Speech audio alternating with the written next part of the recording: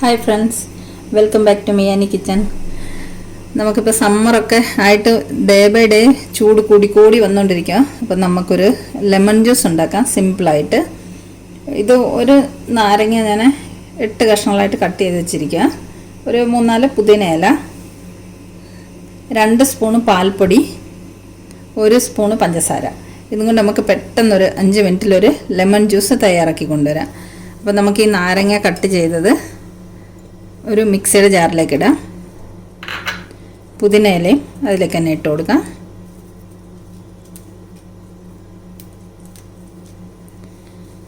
പഞ്ചസാര ഇട്ട് കൊടുക്കാം.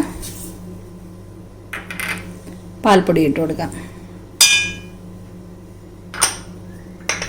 ഇതെല്ലാം കൂടെ നമുക്ക് കുറച്ച് വെള്ളം ഒഴിച്ചിട്ട് ഒരു 10 സെക്കൻഡ് കറക്കിയാൽ മതി. കാരണം നാരങ്ങയുടെ തൊലി അരയാൻ പാടില്ല. അതിനകത്ത് അല്ലി മാത്രം ഒന്ന് വേറിട്ട് വരുന്നവരെ ഒരു 10 സെക്കൻഡ് ഒന്ന് കറക്കി എടുത്തുകൊണ്ട് വരാം.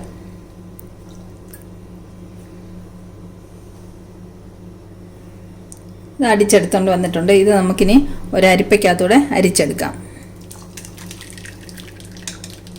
ഇതിലേക്ക് നമുക്ക് ആവശ്യത്തിനുള്ള വെള്ളം ചേർത്ത് കൊടുക്കാം. ഇതിപ്പോൾ 2 ഗ്ലാസ് ലെമൺ ജ്യൂസിനുള്ള നാരങ്ങ ഉണ്ട്.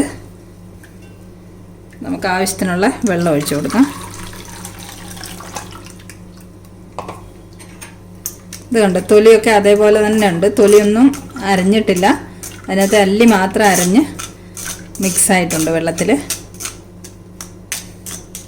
കുറച്ച് വെള്ളം കൂടി ഒഴിച്ചു കൊടുക്കാം.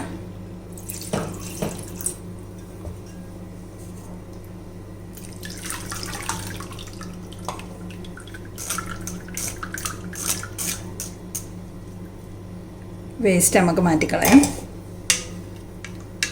ഇതുണ്ട്, അടിപൊളി ലെമൺ ജ്യൂസ് റെഡിയായി. ചൂട് സമയത്തൊക്കെ വേണ്ടിയിട്ട് നല്ലൊരു അടിപൊളി ഡ്രിങ്കാണിത്. നമുക്കിതൊരു ഗ്ലാസ്സിലേക്ക് ഒഴിക്കാം.